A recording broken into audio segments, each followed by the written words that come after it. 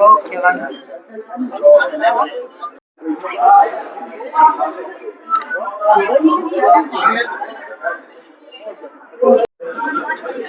આ દવા પાઈ દો અત્યારે બરાબર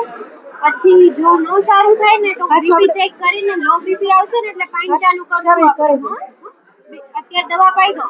અને ગરમ પાણી